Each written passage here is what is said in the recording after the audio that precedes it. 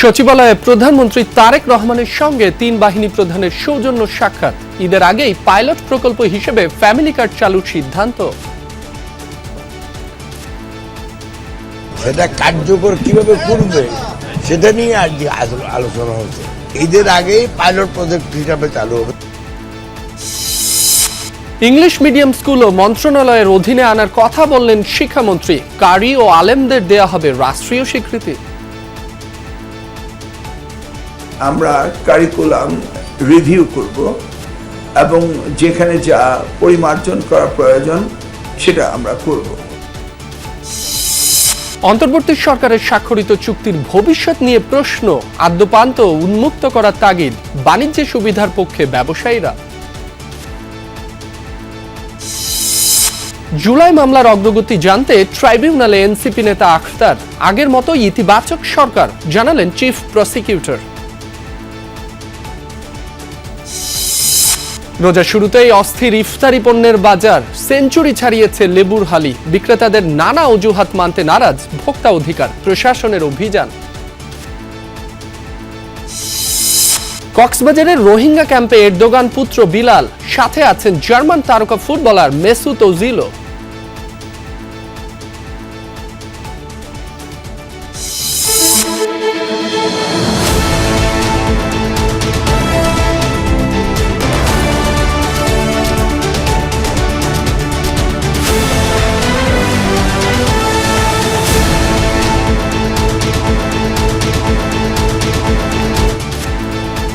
দর্শক, আমন্ত্রণ দুপুরের বাংলাদেশে। আপনাদের সাথে আছি মাসুম রাব্বি। এতক্ষণ শিরোনাম দেখছিলেন।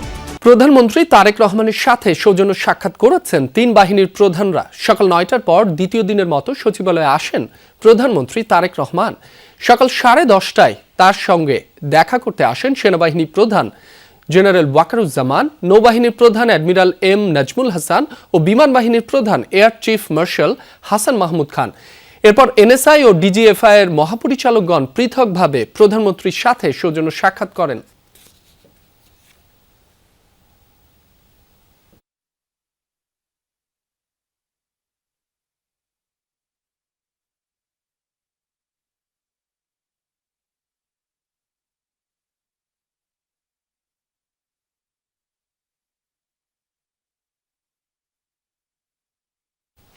বেলা 11:30টার পর ফ্যামিলি কার্ড চালু করার লক্ষ্যে কর্মপরিকল্পনা চূড়ান্তকরণ সংক্রান্ত আন্তঃমন্ত্রণালয় সভায় যোগ দেন প্রধানমন্ত্রী তারেক রহমান।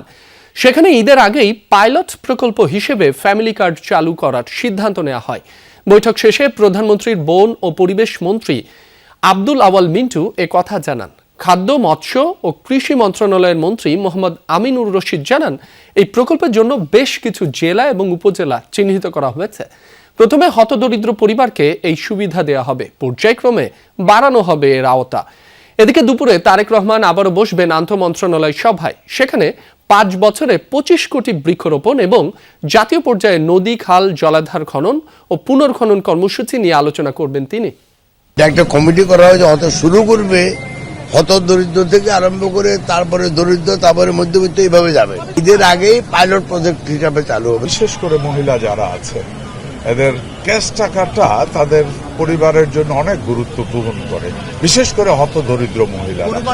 এই কারণে আমরা এই ধরনের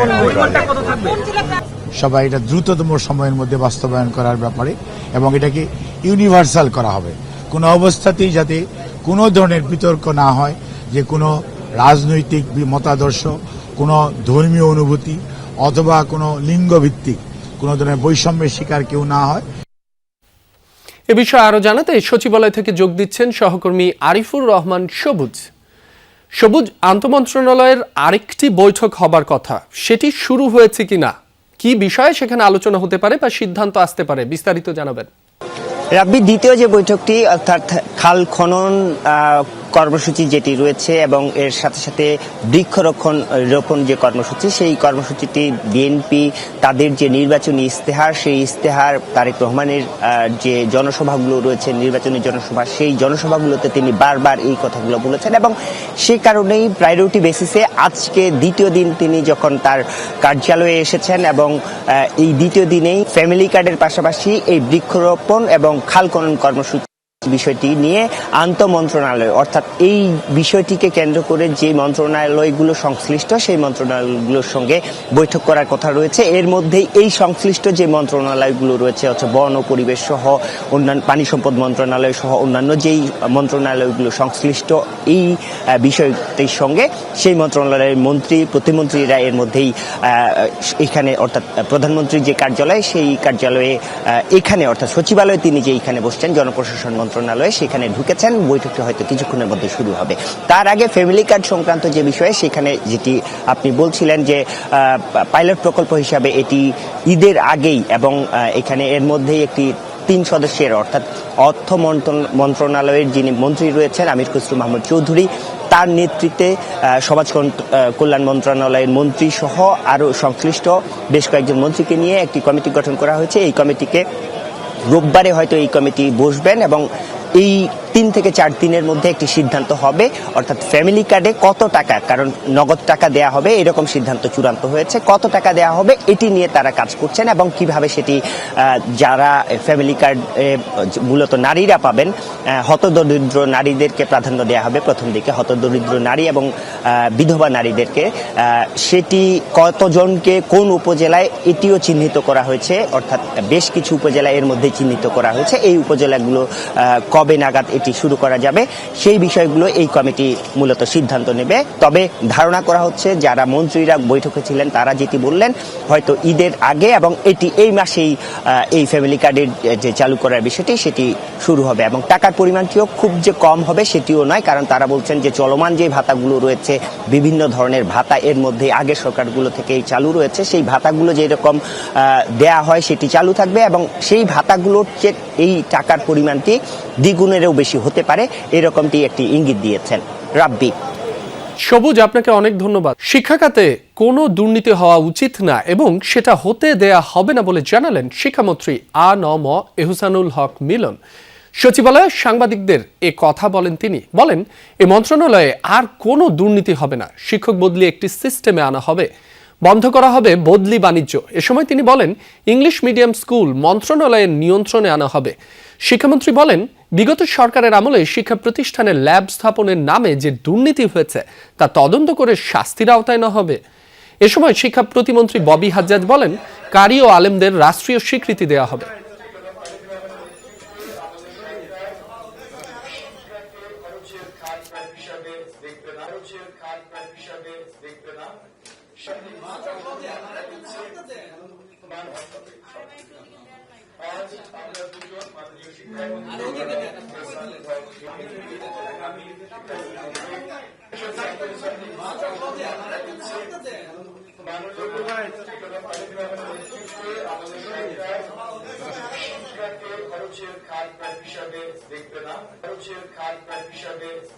এমন অ্যাপস করব যেখান থেকে বদলির সম্ভাবনা কার কোথায় কিভাবে হতে পারে তদবিরবিহীন এবং তাদের রেজাল্টের উপর বেসড করে এই ধরনের একটা প্রস্তুতি আমার রয়েছে। শিক্ষাকে খরচের খাত বা হিসাবে দেখবে না, শিক্ষা হবে রাষ্ট্রের প্রথম বিনিয়োগ, মানব সম্পদের মূল কারখানা এবং জাতি গঠনের প্রধান প্রকল্প। নৌবন্দর কিংবা দেশ, অন্তর্বর্তী সরকারের সময় স্বাক্ষরিত চুক্তির ভবিষ্যৎ নিয়ে উঠেছে প্রশ্ন। মেয়াদের শেষ সময়ে এসে তড়িঘড়ি করে চুক্তি করা নিয়ে তৈরি হয়েছে বিতর্ক।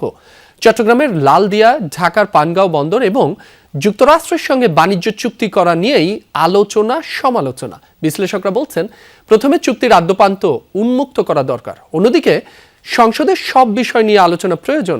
ব্যবসা বাণিজ্যে সুবিধা হয় এমন চুক্তির পক্ষে ব্যবসায়ী সমাজ। বন্দর নির্মাণ এবং ইজারা ইস্যুতে কয়েক মাস ধরেই ছড়িয়েছে উত্তাপ। শর্ত এবং তাড়াহুড়ো করে চুক্তি স্বাক্ষর হওয়া নিয়েই আপত্তি। গেল নভেম্বর মাসে অসম্ভব দ্রুততায় ৩৩ বছরের জন্য চট্টগ্রাম বন্দরের লালদিয়া টার্মিনাল নির্মাণ ও ব্যবস্থাপনার দায়িত্ব পায় ডেনমার্ক ভিত্তিক প্রতিষ্ঠান এপিএম টার্মিনালস। চুক্তি করা নিয়ে তখনই নানা মহলে তৈরি হয় বিতর্ক। বলা হয়, চুক্তির শর্ত কেন উন্মুক্ত করা হয়নি, প্রতিযোগিতার ভিত্তিতে কেন দেয়া হয়নি কাজ, জমি অধিগ্রহণ হবে কোন প্রক্রিয়ায়। প্রশ্ন তোলা হয়, নির্বাচিত সরকারকে পাশ কাটিয়ে কেন এমন সিদ্ধান্ত নেওয়া হলো। এই ধরনের দীর্ঘমেয়াদী চুক্তি যেগুলো শর্তের উপর নির্ভর করবে একটা জাতির সার্বভৌমত্ব, সেই ধরনের চুক্তিগুলো নিয়ে নিয়ম হচ্ছে সারা পৃথিবীতে ট্রান্সপারেন্টলি পার্লামেন্টের ভিতরে জনগণের প্রতিনিধিরা ডিসকাস করবে। পৃথিবীর ট্র্যাডিশন যদি বিএনপি ফলো করে তাহলে বিএনপি এই চুক্তিগুলো পার্লামেন্টে অনুমোদন করাতে হবে। ঢাকার পাশে পানগাঁও কন্টেনার টার্মিনাল পরিচালনার দায়িত্ব পেয়েছে সুইজারল্যান্ড ভিত্তিক প্রতিষ্ঠান মেডলক বাংলাদেশ। 22 বছর এই বন্দরটি ব্যবস্থাপনার দায়িত্বে থাকবে এই প্রতিষ্ঠান। তবে লাভজনক থাকার পরও চট্টগ্রাম বন্দরের নিউমোরিং টার্মিনাল বিতর্কিত ডিপি ওয়ার্ল্ডের হাতে তুলে দিবার প্রক্রিয়া আন্দোলনের মুখে হয়েছে স্থগিত। চুক্তিগুলো নন ডিসক্লোজার এগ্রিমেন্ট বা গোপনীয়তা বজায় রাখায় বাড়ছে সমালোচনা। নিউমোরিংয়ের চুক্তিটা বিএনপি বাতিল করে দেওয়ার সম্ভাবনাই আমি বেশি দেখি, এই কারণে যে জিয়াউর রহমানের ফিলসফি ছিল যে রাষ্ট্রীয় খাত যদি লাভজনক হয় তাহলে ওটাকে আমরা বিরাষ্ট্রীয়করণ করব না। যেই কারণে ওয়ার্ল্ড ব্যাংকের চাপ সত্ত্বেও আদমজি মিল জিয়াউর রহমান বিরাষ্ট্রীয়করণ করেনি, কিন্তু এরশাদ এসে এটা বিরাষ্ট্রীয়করণ করেছে। গেল 10 ফেব্রুয়ারি যুক্তরাষ্ট্রের সঙ্গে এগ্রিমেন্ট অন রেসিপ্রোকাল ট্রেড নামে বাণিজ্য চুক্তি করেছে বাংলাদেশ। ওই চুক্তি নিয়েও আছে প্রশ্ন। বাণিজ্য ঘাটতি কমাতে যুক্তরাষ্ট্রের অনেক কঠিন শর্ত মেনে নিয়েছে বাংলাদেশ। তার মধ্যে বাধ্যতামূলকভাবে বোয়িং ও জ্বালানি ক্রয়, কৃষিপণ্য আমদানি, সামরিক সরঞ্জাম ক্রয়, যুক্তরাষ্ট্রের কোনো পণ্যে কোটারোপ না করা অন্যতম। শুধু চুক্তি করলেই হয় না, সেই চুক্তি বাস্তবায়ন করতে গিয়ে আমরা বড় রকমের চাপের মধ্যে পড়ি কিনা সেগুলো তো দেখা দরকার। এবং মানে সবচেয়ে বড় বিষয় হচ্ছে যে এই চাপগুলো পড়বে কিন্তু যে রাজনৈতিক সরকার ক্ষমতা আসবে তার উপরে। আমার কোনো প্রশ্ন থাকবে না, সরকার যেই চুক্তি করুক, আমার ব্যবসা পরিবেশের বান্ধব পরিবেশ যদি উন্নতি হয় আমি কেন সেখানে বাধা দেব। জাপানের সঙ্গে অর্থনৈতিক অংশীদারি চুক্তি বা ইপিআইও স্বাক্ষর করেছে বাংলাদেশ। রিমন রহমান, যমুনা নিউজ, ঢাকা। অর্থনীতিতে নানামুখী চাপ থাকায় ঝুঁকিতে পড়তে পারে সরকারের প্রতিশ্রুতি বাস্তবায়ন। এজন্য শুরু থেকে দিক নির্দেশনা দেওয়ার তাগিদ দিয়েছেন সিপিডির অতিরিক্ত গবেষণা পরিচালক তৌফিকুল ইসলাম খান। রাজধানীতে নাগরিক প্ল্যাটফর্মের এক অনুষ্ঠানে এসব কথা বলেন তিনি। এছাড়া অন্তর্বর্তী সরকারের সময় সম্পাদিত চুক্তি খতিয়ে দেখার পরামর্শ দিয়েছেন অর্থনীতিবিদ ডক্টর দেবপ্রিয় ভট্টাচার্য। অনুষ্ঠানে জানানো হয়, মূল্যস্ফীতি এখনো বড় সমস্যা। খাদ্যপণ্যের দাম কিছুটা কমলেও পোশাক, আবাসন, জ্বালানি, যোগাযোগ এবং সেবা খাতে ব্যয় কমেনি। শ্রমজীবীদের প্রকৃত আয় কমেছে। বাস্তবসম্মত সংশোধিত বাজেট প্রণয়নে গুরুত্ব দিচ্ছেন অর্থনীতিবিদরা। বলেন, এতে ঋণের চাপ এবং আর্থিক ঝুঁকির চিত্র স্পষ্ট হবে। সভায় বিনিয়োগের পরিস্থিতি নিয়ে উদ্বেগ প্রকাশ করা হয়। বেসরকারি বিনিয়োগ নেমে এসেছে জিডিপির 22.5%, যা গত এক দশকের মধ্যে সর্বনিম্ন। উৎপাদন খাতের গতি কমে যাওয়ায় সামগ্রিক প্রবৃদ্ধি 4% আটকে আছে। এর প্রভাব পড়েছে কর্মসংস্থানে। রাজস্ব ও ব্যয়ের দিক থেকেও সরকারের অবস্থান সংকুচিত হচ্ছে। ঋণ পরিশোধের চাপ দ্রুত বাড়ছে, কমাতে হচ্ছে উন্নয়ন ব্যয়। ভিত্তিভূমিটাকে আমরা সংজ্ঞায়িত করতে চাই, আমরা ওটাকে উপলব্ধি করতে চাই। কারণ আমরা যদি ওইটার ভিত্তিভূমিটাকে উপলব্ধি করতে না পারি তাহলে কিন্তু পরবর্তী পদক্ষেপগুলো আমরা সঠিকভাবে নিতে পারবো না। এটি আমাদের এই মুহূর্তের অভিজ্ঞতা। জুলাই হত্যাকাণ্ডে মানবতা বিরোধী অপরাধের মামলায় সাক্ষ্য দিয়েছেন শহীদ আকরাম খান রাব্বি ও শহীদ তানহার বাবা। আওয়ামী লীগের সাধারণ সম্পাদক ওবায়দুল কাদের, নিষিদ্ধ ছাত্রলীগের সভাপতি ও সাধারণ সম্পাদক সহ 7 জনের বিরুদ্ধে ট্রাইব্যুনালে সাক্ষ্য দেন তারা। সকালে আন্তর্জাতিক অপরাধ ট্রাইব্যুনাল 2-এ সাক্ষ্য গ্রহণ করা হয়। এ সময় শহীদ আকরাম খান রাব্বি ও শহীদ তানহার নির্মম হত্যাকাণ্ডের বর্ণনা তুলে ধরা হয়।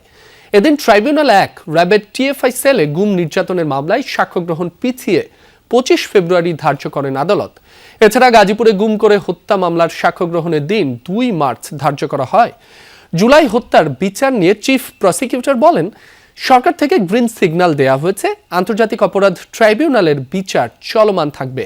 এদিকে জুলাই আন্দোলনের মামলার অগ্রগতি সম্পর্কে জানতে প্রসিকিউশনের সাথে সাক্ষাৎ করেছেন সংসদ সদস্য আখতার হোসেন। বলেন, সংস্কারের বিষয়ে বিএনপি দোদুল্যমান, তবে ট্রাইব্যুনালের বিচারের ক্ষেত্রে যেন তা না হয়। বলেন, মৃত্যুদণ্ডপ্রাপ্ত শেখ হাসিনা সহ দণ্ডপ্রাপ্ত আসামিদের দেশে ফিরিয়ে এনে সাজা নিশ্চিত করতে হবে।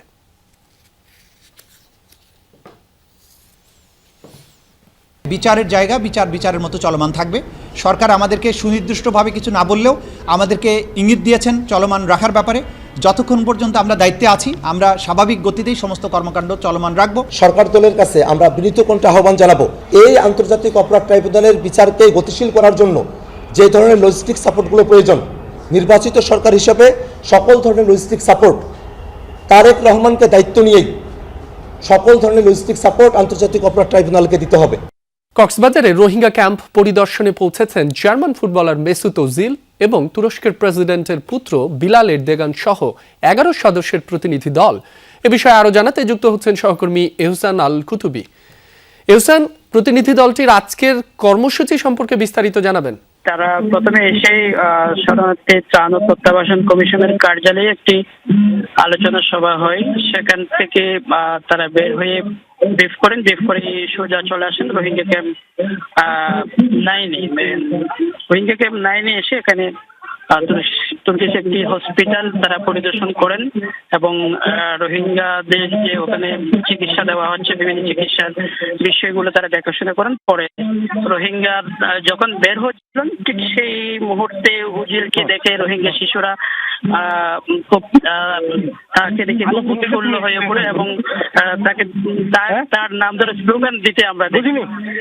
এক পর্যায়ে তারা সেখান থেকে বের হয়ে এখন ক্যাম্প 16-এর তারা এখন একটি আলোচনা সভায় যোগ দিয়েছেন। এখান থেকেই যাবেন হচ্ছে ক্যাম্প 4-এ একটি প্রীতি ফুটবল ম্যাচ রয়েছে, যেখানে মেসুত ওজিল নিজেই খেলায় অংশগ্রহণ করতে পারে বলে আমাদেরকে জানানো হয়েছে এবং এরপরেই রোহিঙ্গাদের সাথে ইফতারে যে ইফতারে অংশগ্রহণের মূল উদ্দেশ্য হচ্ছে তারা স্বাভাবিকভাবে আমরা যেটা জানতে পেরেছি শরণার্থী কমিশনারের কাছ থেকে, অর্থাৎ তারা পরিবার ছাড়া কোথাও ইফতার করেন না।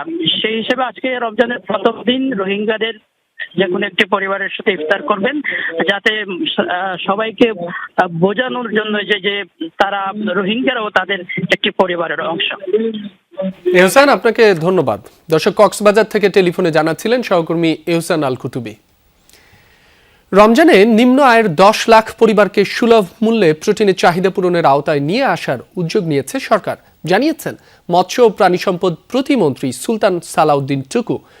সকালে রাজধানীর মহাখালীতে প্রাণী সম্পদ গবেষণা প্রতিষ্ঠানে সুলভ মূল্যে দুধ, ডিম ও মাংস বিক্রয় কার্যক্রমের উদ্বোধন করেন তিনি। সেই অনুষ্ঠানে জানান, এবার 10 লাখ পরিবার কম মূল্যে দুধ, ডিম ও মাংস কিনতে পারবেন। এ লক্ষ্যে উত্তরা, আজিমপুর, মিরপুর সহ রাজধানীর 25টি স্পটে বিক্রয় কার্যক্রম শুরু করা হয়েছে, চলবে রমজান জুড়ে। দেশের অন্যান্য জেলাতেও এই উদ্যোগ ছড়িয়ে দেওয়া হবে জানান তিনি। এতে ডিমের ডজন মিলছে 96 টাকায়, 1 কেজি দুধ 80 টাকা এবং 1 কেজি গরুর মাংস 650 টাকায়। প্রতিমন্ত্রীর প্রত্যাশা, এই উদ্যোগের ফলে বাজারে নিত্যপণ্যের দাম কমবে। নিম্ন আয়ের মানুষরা যাতে সহজেই প্রোটিন জাতীয় যে খাদ্য সেটি যাতে সহজলভ্য হয়, তাদের ক্রয় ক্ষমতার মধ্যে থাকে। সারা বাংলাদেশে 10 লক্ষাধিক পরিবারকে আমরা এই কার্যক্রমের আওতায় আনতে সক্ষম হব। দর্শক, এনসিপি কার্যালয়ে কথা বলছেন নাহিদ ইসলাম, আমরা সরাসরি যাচ্ছি তার বক্তব্যে। হিসেবে নির্বাচিত হবে তাদের সমন্বয়ে সংবিধান সংস্কার পরিষদ নামে একটি পরিষদ গঠিত হবে, যারা মূলত এই জুলাই সনদ এবং গণভোটে যেই সংস্কার প্রস্তাবনাগুলো ছিল সেগুলো বাস্তবায়ন করবে, সেগুলো সংবিধানের সমন্বয় করবে। কিন্তু একটি ভুল ব্যাখ্যা দেওয়ার মাধ্যমে, সংবিধানের দোহাই দেওয়ার মাধ্যমে সংবিধান সংস্কার পরিষদের সদস্য থেকে শপথ না নেওয়া থেকে তারা নেননি, তারা বিরত থেকেছেন। আমরা মনে করি এটি সংস্কারের সাথে প্রতারণা করা হয়েছে, এটি নতুন বাংলাদেশের যে আকাঙ্ক্ষা সেই আকাঙ্ক্ষার সাথে প্রতারণা করা হয়েছে এবং যে গণরায় এসেছে গণভোটে সেই গণরায়কে বৃদ্ধাঙ্গুলি দেওয়া হয়েছে। আমরা আহ্বান জানাবো, আমরা আশা করব তারা দ্রুত সময়ের মধ্যে তারা শপথ নেবেন। সংবিধান সংস্কার পরিষদ ছাড়া এই জাতীয় সংসদের কোনো মূল্যই নাই। আমরা গণ অভ্যুত্থানের পরে ঐক্যমত কমিশনের আলোচনার মাধ্যমে, নির্বাচনের মাধ্যমে, গণভোটের মাধ্যমে এই জাতীয় সংসদে যাচ্ছি, কারণ এই জাতীয় সংসদ শুধু জাতীয় সংসদ না, এই জাতীয় সংসদ একটি সংবিধান সংস্কার পরিষদ হিসেবে কাজ করবে এবং সংবিধান পরিবর্তন করে বাংলাদেশের গণতান্ত্রিক যে সংস্কার, বাংলাদেশের প্রতিষ্ঠানগুলোর যে সংস্কার, সেই সংস্কারগুলো নিশ্চিত করবে। এটি না হলে বাংলাদেশ আসলে আগের বাংলাদেশই থাকবে, সেই স্বৈরতান্ত্রিক কাঠামোতেই থাকবে, সে আওয়ামী শেখ হাসিনার বাংলাদেশই কিন্তু আসলে থাকবে, জাস্ট অন্য মানুষরা এই দেশটাকে, এই রাষ্ট্রযন্ত্রটাকে চালাবে। আমরা নিশ্চয়ই সেটা চাই না। সংস্কারের আকাঙ্ক্ষা সরকার দলের যারা রয়েছেন যারা নেতৃত্বে যিনি আছেন তারাও বলেছেন হ্যাঁ ভোটের প্রচারণা তারা করেছেন। ফলে আমরা আশা করব অতি দ্রুত সময়ের মধ্যে তারা সংবিধান সংস্কার পরিষদ হিসেবে শপথ নেবেন, এবং কারণ জাতীয় সংসদ এই সংবিধানের এই যে মৌলিক কাঠামোর পরিবর্তনগুলা, সেই পরিবর্তনগুলা শুধুমাত্র সংসদের মাধ্যমে, সংসদ সদস্যদের মাধ্যমে হওয়া সম্ভব নয়। এই আলোচনা, এই তর্ক বিতর্ক কিন্তু সেই ঐক্যমত কমিশন থাকতেই কিন্তু আমরা করেছি। ফলে আমরা সরকারি দলের প্রতি আহ্বান জানাচ্ছি দ্রুত সময়ের মধ্যে জাতীয় সংসদকে কার্যকর করতে সে অধিবেশন ডাকা হোক, এবং তার আগে সংবিধান সংস্কার পরিষদ সদস্য হিসেবে তারা শপথ নিক, এবং সংবিধান একই সময়ে যাতে সংবিধান সংস্কার পরিষদের অধিবেশন ডাকা হয় আমরা সেই আহ্বান জানাচ্ছি। দ্বিতীয়, দর্শক, রাজধানীর বাংলা মোটরে এনসিপির কার্যালয়ে কথা বলছিলেন দলটির আহ্বায়ক নাহিদ ইসলাম। আমরা সরাসরি যুক্ত ছিলাম সেখানে। চাঁপাইনবাবগঞ্জের রামনুরায় তেলবাহী ট্রেনে 4টি ওয়েগন লাইনচ্যুত হয়েছে। এতে রাজশাহী, রহনপুর ও রহনপুর চাঁপাইনবাবগঞ্জ রুটে ট্রেন চলাচল বন্ধ রয়েছে। ভোর 5টার দিকে এই ঘটনা ঘটে। দুর্ঘটনায় কেউ আহত হয়নি। রেলওয়ের কর্মকর্তারা জানান, সকাল 10টার দিকে ঘটনাস্থলে পৌঁছায় উদ্ধারকারী দল। বিকেলে 3টার মধ্যে উদ্ধার কাজ শেষ হবে বলে জানিয়েছে তারা। এরপরই এই রুটে ট্রেন চলাচল শুরু হবে। দুর্ঘটনার কারণ জানতে তদন্ত কমিটি গঠন করা হবে বলেও জানিয়েছেন কর্মকর্তারা।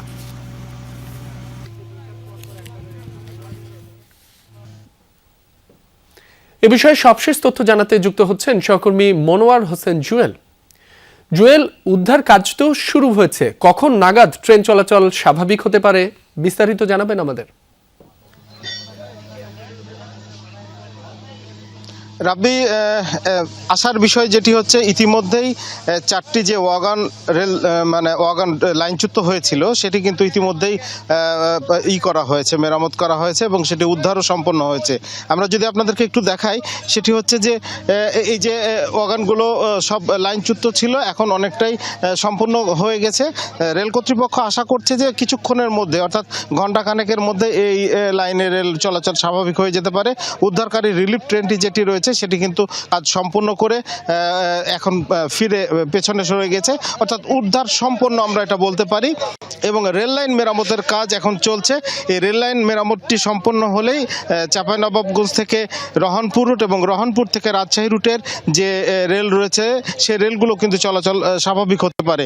এবং রেল কর্তৃপক্ষ যেটি আরেকটি কথা বলছিলেন, বারবার এ ধরনের দুর্ঘটনার জন্য তারা ব্যবস্থা গ্রহণ করছেন এবং তদন্ত কমিটি করা হয়েছে এই ধরনের ঘটনার যেন বারবার না ঘটে। জানিয়ে রাখি রাব্বি যে এই রেল লাইনের যে অর্গানগুলো আসছিল সেটি কিন্তু খুলনা থেকে ফার্নেস অয়েল নিয়ে আমনুরার যে 50 মেগাওয়াট বিদ্যুৎ উপকেন্দ্র রয়েছে সেই কেন্দ্রেই কিন্তু তেল সরবরাহের জন্য গতকাল রাতে যখন আসে ভোর 5টার দিকেই এই স্টেশনের বা জংশনের প্রবেশের সময় কিন্তু রেল লাইন থেকে অর্গানগুলো লাইনচ্যুত হয়ে যায়। তারপর থেকেই কিন্তু এই লাইনের বা এই রুটের সকল যে রেল ছিল সেগুলো যোগাযোগ বন্ধ ছিল। এখন বলা যেতে পারে যে ঘণ্টাখানেকের মধ্যে এই লাইনের সকল যোগাযোগ পুনর্নির্মিত হবে বা চলাচল শুরু করবে। রাব্বি। জুয়েল, আপনাকে ধন্যবাদ। মেরুদণ্ড সোজা রেখে সকল দেশের সাথে কূটনীতি চালাবে বিএনপি সরকার, মূলনীতি হবে সবার আগে বাংলাদেশ। এ কথা বলেছেন পররাষ্ট্র প্রতিমন্ত্রী শামা ওবায়দ। দুপুরে সচিবালয় ব্রিফিংয়ে প্রতিমন্ত্রী বলেন, জনগণের ভোটে নির্বাচিত সরকার থাকায় বাংলাদেশের মেরুদণ্ড এখন শক্ত। পররাষ্ট্র নীতির ক্ষেত্রেও বাংলাদেশ শক্ত মেরুদণ্ড নিয়ে কাজ করবে। অনেক দেশের সঙ্গে সম্পর্ক চ্যালেঞ্জিং অবস্থায় আছে, দেশের মর্যাদা উঁচু রেখে সেটা স্বাভাবিক করা নিয়ে কাজ করবে সরকার। অনেক দেশের ভিসা প্রসেসিংয়ে সমস্যা তৈরি হয়েছে উল্লেখ করে শামা ওবায়দ বলেন, নতুন সরকারের মাথায় বিষয়টি আছে। জানান, বাংলাদেশিদের জন্য যেসব দেশে ভিসা বন্ধ আছে সেগুলো নিয়ে কাজ করছে পররাষ্ট্র মন্ত্রণালয়। অনেকদিন পরে বাংলাদেশে একটি গণতান্ত্রিক সরকার এসেছে। তো গণতান্ত্রিক সরকারের পররাষ্ট্রনীতি যেরকম হওয়া উচিত, সে বাংলাদেশের মেরুদণ্ড সোজা করে বাংলাদেশ সকল দেশের সাথে, সকল রাষ্ট্রের সাথে যোগাযোগ রাখবে, কথা বলবে, বন্ধুত্ব রাখবে। সেই মেরুদণ্ডটা আমাদের অনেক দিন পরে শক্ত হয়েছে। সকলকে সাথে নিয়ে আমাদের সিদ্ধান্তগুলো আমরা আমাদের মেরুদণ্ড শক্ত করে আমরা সামনের দিকে এগোতে চাই।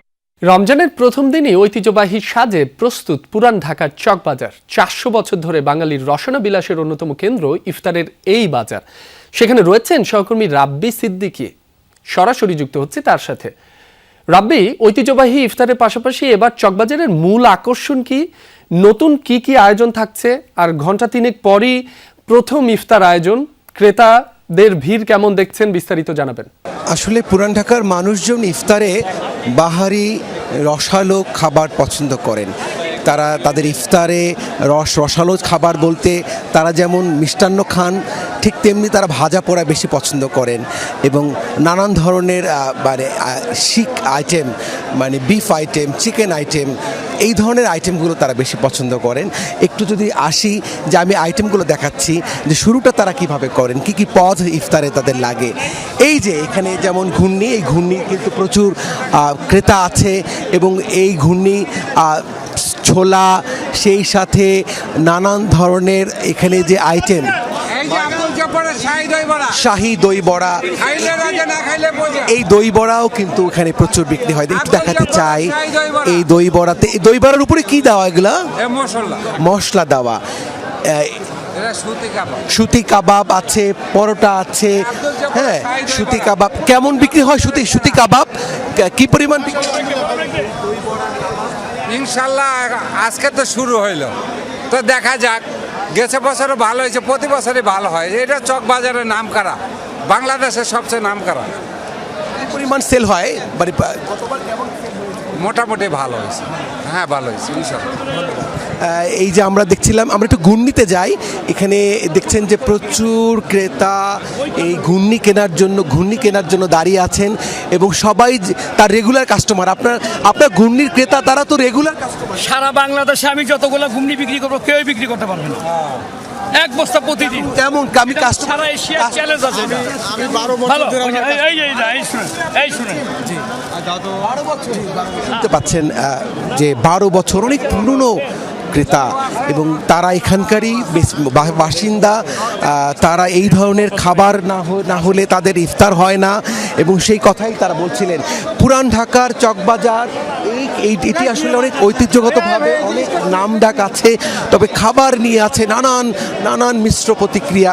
এই খাবার নিয়ে আমরা গত কয়েক বছর ধরেই নেগেটিভ কথা শুনছি যে খাবারের টেস্ট নেই। এই যে সেখানে শিক কাবাব দেখা যাচ্ছে, চিকেন বিফ দুটোই আছে এবং এছাড়া মিষ্টি জর্দা আছে, তারপরে ফালুদা, এই মালাই ফালুদার বৈশিষ্ট্য। এটা আফগানিস্তান থেকে এনেছি আমরা, মালাই ফালুদা বলে এটাকে। এনেছেন আফগানিস্তান থেকে? কি আনিয়েছি? পেস্তা বাদাম, কাঠবাদাম, এগুলো আফগানিস্তান থেকে আনা হয়েছে। এখন এটা দিয়ে কি তৈরি হয়েছে? শরবত তৈরি হয়েছে, মালাই ফালুদা তৈরি হয়েছে, জামাই জর্দা তৈরি হয়েছে। হ্যাঁ জর্দাটাও, এটার মধ্যে যে পেস্তা কাঠ আছে হয়েছে। ধন্যবাদ। শুনছিলেন যে আসলে এই জর্দা, তারপরে এই যে পেস্তা বাদামের শরবত, এগুলো এখানে কিন্তু প্রচুর বিক্রি হয় এবং ইফতারে এই আইটেমগুলো লাগেই। আরেকটু আসি যে পেঁয়াজু, ছোলা, বেগুনি, আলুর চপ, এই সমস্ত আইটেম তো আছেই, সেই সাথে এখানে আরেকটি আইটেম আছে যে আইটেমটি খুবই বিখ্যাত। এখানে আমরা দেখছি কোয়েল পাখি, না? একটু যদি বলতেন কি কি আছে। ভাই আমার কাছে আছে, ভাই আমি 1 মিনিটে কথা বলবো, ঠিক আছে? কোয়েল পাখি আছে, মুরগির তান্দুরি আছে, মুরগির রোস্ট আছে। আমার দোকানের আকর্ষণীয় হলো গিয়ে রাজাহাঁস আছে, এই বছরও নিয়ে আসছি। চীনা হাঁস আছে, লেগ রোস্ট আছে খাসির। রাজাহাঁসের দাম কিরকম? 3000 টাকা ভাইয়া, ফিক্স 3000 টাকা। রাজাহাঁসটি একটু দেখাই আমরা। 1000 টাকা একদম। রাজাহাঁসটি একটু দেখাই।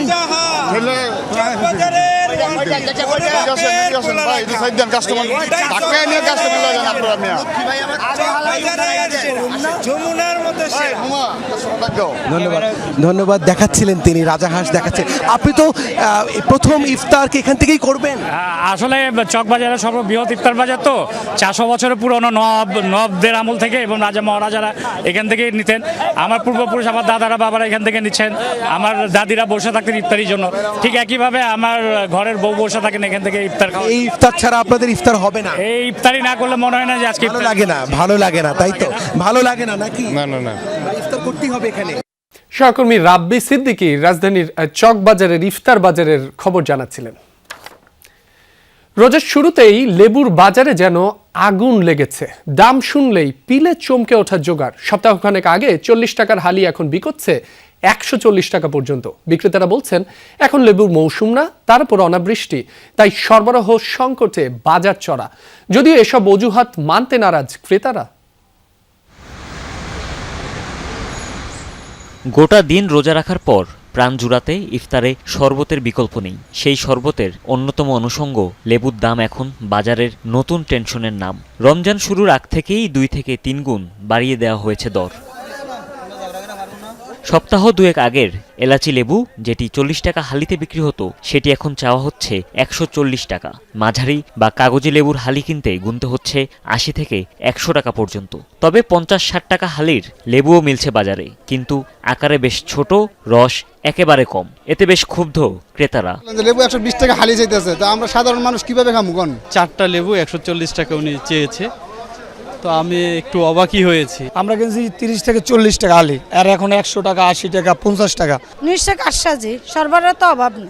সরবরাহ কম, তাই লেবুর দাম বাড়তি বলছেন বিক্রেতারা। জানান বছরের এই সময় বরাবরই লেবুর দাম চড়া থাকে, তবে রমজানে চাহিদা বেড়ে যাওয়ায় অতিরিক্ত দামেই কিনতে বাধ্য হচ্ছেন ক্রেতারা।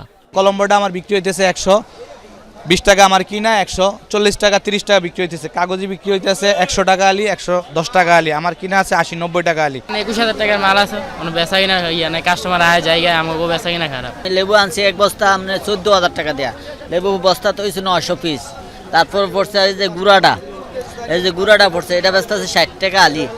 রাজধানীর কাঁচা বাজারে এসব লেবু আসে মৌলভীবাজার, টাঙ্গাইল সহ বিভিন্ন অঞ্চল থেকে। চাষিরা জানান মূলত জুন থেকে অক্টোবর পর্যন্ত ভরা মৌসুম থাকে লেবুর, তাই রমজানের বাড়তি চাহিদার যোগান পর্যাপ্ত না।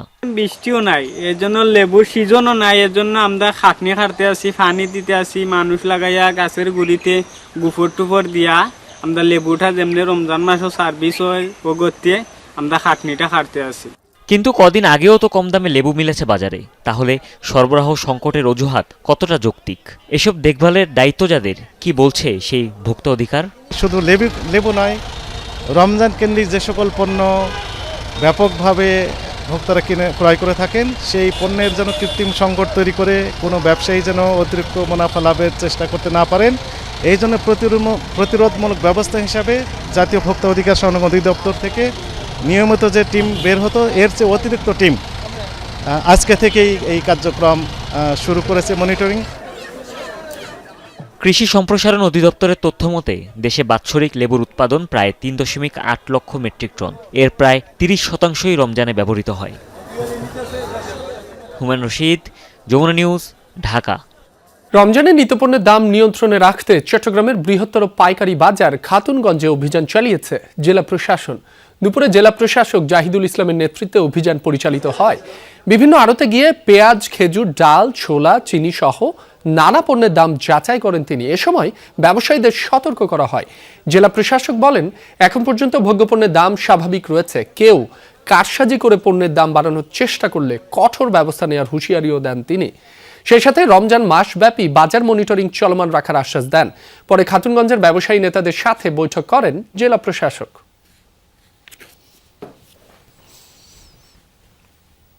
খুচরা বাজারে দাম বৃদ্ধি পেয়েছে, তো খুচরা বাজারে দাম যখন বৃদ্ধি পেয়েছে তখন আমরা আমাদের যখন মোবাইল টিমগুলো পাঠাচ্ছি, তখন তারা একটা অভিযোগ দিচ্ছে যে খাতুনগঞ্জ বাজার থেকে আমাদের কিনতে বেশি দাম লাগছে, এই জন্য আমাদের দাম বৃদ্ধি পাচ্ছে। খাতুনগঞ্জ বাজার থেকে যে জিনিসটাই খুচরা ব্যবসায়ীরা কিনে নেবে সেটার জন্য রিসিট থাকে এবং তার একটি ফোন নাম্বার রেখে দিবেন।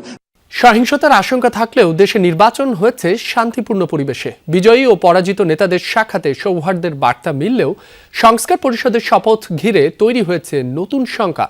বৃহস্পতিবার জাতীয় প্রেস ক্লাবে সুশাসনের জন্য নাগরিক সুজনের সংবাদ সম্মেলনে উঠে এলো এমনই পর্যবেক্ষণ। প্রার্থীদের ভূমিকা, আর্থিক অবস্থা ও সুশাসনের প্রত্যাশা নিয়ে সংগঠনটির বিশ্লেষণে বলা হয়, 297 জন নির্বাচিত এমপির মধ্যে 180 জনই ব্যবসায়ী। উপাত্তে জানানো হয় 47.81% প্রার্থীর বিরুদ্ধে মামলা রয়েছে। এদের মধ্যে 33 জন স্বল্প আয়ের, অন্যদিকে 43 জনের বার্ষিক আয় কোটি টাকার বেশি।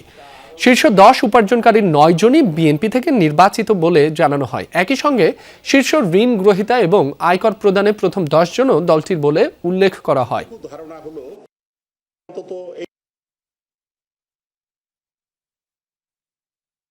যে এই নির্বাচনটা ব্যাপক সহিংসতাপূর্ণ হতে পারে, কেননা বাইরে অস্ত্রের ছড়াছড়ি এরকম নিউজ আসছিল, বাইরে সন্ত্রাসীরা আছে, বর্ডার দিয়ে অস্ত্র ঢুকছে, এগুলো নিয়ে শঙ্কা ছিল। তবে এই যেভাবে নির্বাচনটা হয়েছে মোটামুটি শান্তিপূর্ণ এবং সকলের কাছে গ্রহণযোগ্য একটা নির্বাচন এটা হয়েছে। এই সংবিধান সংস্কার পরিষদের শপথ নেওয়া বা না নেওয়া এইটাকে কেন্দ্র করে আমরা দেখলাম যে একটা বিরোধের সৃষ্টি হলো এবং 11 দলীয় জোটভুক্ত যারা তারা মন্ত্রিসভার শপথ অনুষ্ঠানও বর্জন করলেন। তা আমরা আশা করছি সুজনের পক্ষ থেকে যে দ্রুত এই সংকটটা কেটে যাবে। সামরিক আইন জারির ঘটনায় যাবজ্জীবন কারাদণ্ড দেওয়া হয়েছে দক্ষিণ কোরিয়ার সাবেক প্রেসিডেন্ট ইয়ন সুক ইয়লকে। বৃহস্পতিবার এই রায় ঘোষণা করেন দেশটির একটি আদালত, অর্থাৎ জীবনের বাকিটা সময় তাকে জেলেই কাটাতে হবে। এ সময় আদালত জানান 2024 সালের ডিসেম্বরে মার্শাল ল জারির ঘটনায় সাবেক প্রেসিডেন্টের বিরুদ্ধে ক্ষমতার অপব্যবহার ও রাষ্ট্রদ্রোহে নেতৃত্ব দেওয়ার অপরাধ প্রমাণিত হওয়ায় এর সাজা দেওয়া হয়েছে। পাশাপাশি সাবেক প্রতিরক্ষা মন্ত্রীকে দেওয়া হয়েছে 30 বছরের কারাদণ্ড। সাবেক পুলিশ প্রধান সহ তৎকালীন সরকারের আরও বেশ কয়েকজন শীর্ষ কর্মকর্তাকে বিভিন্ন মেয়াদের সাজা দেওয়া হয়েছে। রায়ের বিরুদ্ধে আপিল করার সুযোগ রয়েছে দণ্ডপ্রাপ্তদের।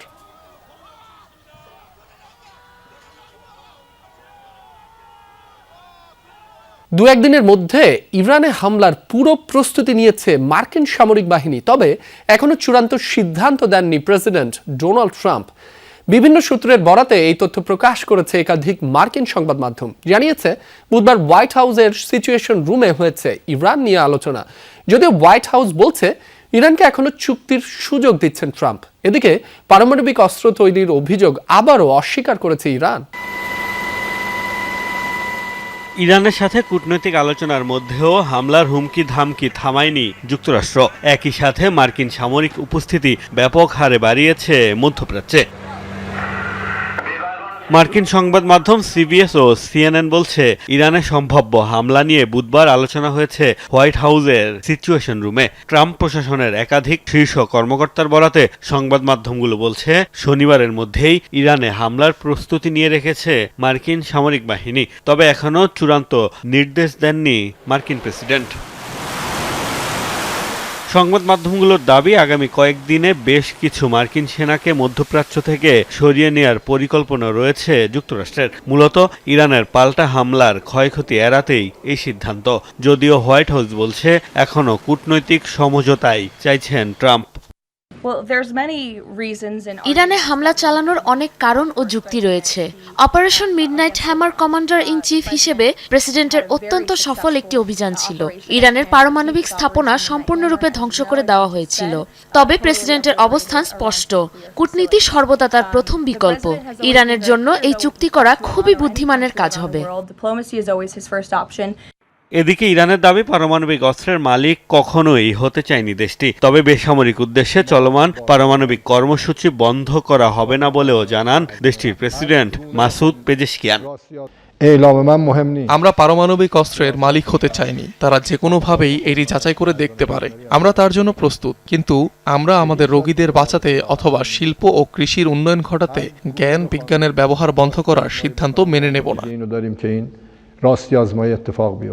গত জুনে ইরান ও যুক্তরাষ্ট্রের মধ্যে পারমাণবিক চুক্তির আলোচনা শুরু হলেও তা ভেস্তে গিয়েছিল ইসরায়েলের হামলায়। যুক্তরাষ্ট্রের হুমকি ধামকির কারণে আবারও বাড়ছে একই পরিণতি শঙ্কা। মোস্তফা মাহমুদ, যমুনা নিউজ। গোপনে ভূগর্ভস্থ পারমাণবিক পরীক্ষা বিষয়ে নতুন তথ্য প্রকাশ করেছে যুক্তরাষ্ট্র। মঙ্গলবার এক অনুষ্ঠানে এ বিষয়ে কথা বলেন এক মার্কিন প্রতিনিধি। জানান 2020 ছোট মাত্রার একটি বিস্ফোরণ চিহ্নিত করে কাজাখস্তানের একটি দুর্গম সিসমিক স্টেশন, যা শনাক্ত হয় ওই স্থান থেকে প্রায় 450 মাইল দূরে পশ্চিম চীনের লপনর পারমাণবিক পরীক্ষা কেন্দ্রে।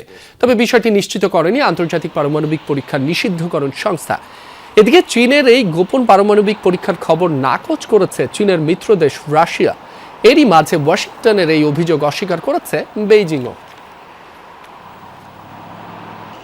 নেটোর সামরিক মহড়া স্টেট ফার্স্ট ডার্ট 26 আয়োজন করেছে জার্মানি। সামরিক মিত্রদের রণকৌশল ও সক্ষমতা যাচাই ও প্রশিক্ষণে আয়োজিত এই মহড়া বুধবার জার্মানির পুতলস মিলিটারি প্রশিক্ষণ কেন্দ্রে শুরু হয় সেনাদের স্থল ও জলপথে আক্রমণের বিভিন্ন প্রশিক্ষণ। বাল্টিক অঞ্চলে নিরাপত্তার ঝুঁকি বেড়ে যাওয়ার প্রেক্ষিতে আয়োজিত হয়েছে এই মহড়া। অন্যদিকে গ্রিনল্যান্ডে আয়োজিত আর্কটিক এন্ডিউরেন্স নামের আরেকটি মহড়ায় অংশ নিয়েছে সুইডিশ রেঞ্জার ইউনিট, যেখানে চলছে নানা রকম সমরাস্ত্র প্রশিক্ষণের পাশাপাশি যুদ্ধের সামগ্রিক প্রস্তুতির অনুশীলন।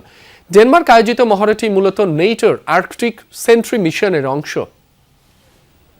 ধ্বংসস্তূপের মাঝে দাঁড়িয়ে নামাজ আদায়, ইট কংক্রিটের জঞ্জালে খোলা আকাশের নিচে ইফতার। বিধ্বস্ত গাজায় এমন বাস্তবতায় শুরু হয়েছে রমজান। তবু 2 বছরের যুদ্ধ আর অনাহারের পর কিছুটা স্বস্তি, তাই সৃষ্টিকর্তার প্রতি কৃতজ্ঞতা জানাতে ভোলেনি উপত্যকার মানুষ। হাজারো মানুষের তিলাওয়াতে মুখরিত ছিল গাজা সিটির আল হাসাইনা মসজিদ। এখন কেবল ধ্বংসস্তূপ, কোনো মতে 100 জন দাঁড়ানোর মতো অবস্থাও নেই। গাজায় ইসরায়েলি বাহিনীর 2 বছরের অভিযানে পুরোপুরি ধ্বংস হয়েছে 835টি মসজিদ, ক্ষতিগ্রস্ত আরও 180টি। বাধ্য হয়েই তাঁবুতে খোলা আকাশের নিচে কাতারে দাঁড়াতে হচ্ছে ধর্মপ্রাণ ফিলিস্তিনিদের। কোনো মসজিদ অক্ষত নেই, কোথায় দাঁড়াবে নামাজের জন্য? কেবল ইটের টুকরো আর জঞ্জাল চারদিকে। আগে ভিন্ন পরিবেশে রমজান আসতো, শক্তিশালী পারিবারিক বন্ধন, একসাথে মসজিদে যাওয়া, শান্তিপূর্ণ জমায়েত, কুরআন পাঠ, তারাবির নামাজ। এখন আর সেই উৎসবের আমেজ নেই। এমন পরিস্থিতিতেই যুদ্ধবিধ্বস্ত উপত্যকায় রমজান এসেছে একরাশ হাহাকার নিয়ে। ভঙ্গুর যুদ্ধবিরতির কারণে পিছু ছাড়েনি অনিশ্চয়তা। নিয়মিত হামলা তো রয়েছেই, এখনও পর্যাপ্ত ত্রাণ প্রবেশ করতে দিচ্ছে না ইসরায়েল, তাই রয়ে গেছে খাবারের সংকট। কয়েকটি সংস্থার উদ্যোগে গণ ইফতারের ব্যবস্থা করা হয়েছে বিভিন্ন জায়গায়। ধ্বংসস্তূপের মাঝে সারি সারি টেবিল, ধর্মীয় সঙ্গীতের সুর। প্রথা অনুযায়ী করা হয়েছে আলোকসজ্জাও। শত কষ্টের মাঝেও সৃষ্টিকর্তার প্রতি কৃতজ্ঞতা গাজাবাসীর। বিশ্ববাসীর লজ্জা হওয়া উচিত, কি কঠিন পরিস্থিতিতে আমরা আছি, তবুও আল্লাহর কাছে শুকরিয়া। গত 2 বছরে সেহরি বা ইফতারের জন্য ছোট এক টুকরো খেজুরও জোটেনি, এবার তার চেয়ে ভালো অবস্থায় আছি।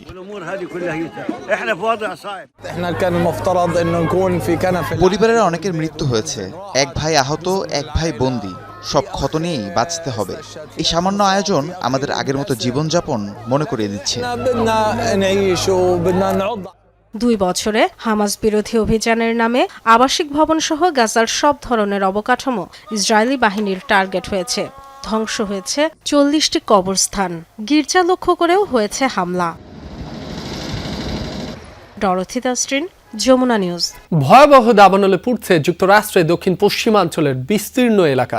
স্থানীয় গণমাধ্যম জানায়, রেঞ্জার রোড নামের দাবানলটি দ্রুততম বেগে ছড়িয়েছে দেশটির একাধিক রাজ্যে।